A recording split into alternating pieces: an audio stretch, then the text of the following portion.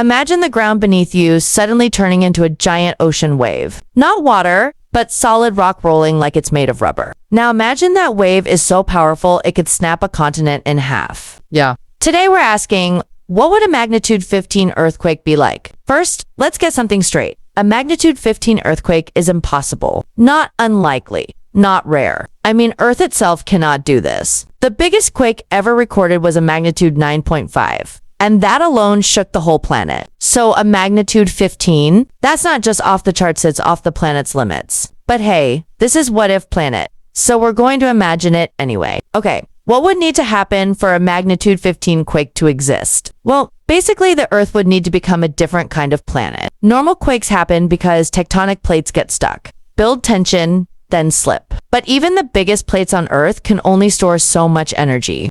To reach magnitude 15, we'd need a fault line thousands of miles long, and it would need to slip by hundreds of feet in one instant. So picture this, a super mega ultra fault stretching from New York to Los Angeles. Let's just call it the oops line, because activating it is a very big oops. The moment it snaps, the ground doesn't just shake. It launches upward, like a spring-loaded catapult made of Earth's crust. Skyscrapers would be tossed aside like Lego pieces. Highways would ripple like someone shaking a rug. Rivers would slosh out of their channels and form instant flash floods. Even mountains would wobble. Within seconds, the shockwave would circle the planet. Not once, not twice, dozens of times. The whole Earth would hum like a giant ringing bell. Now, if you're wondering, would we even feel that? Yeah.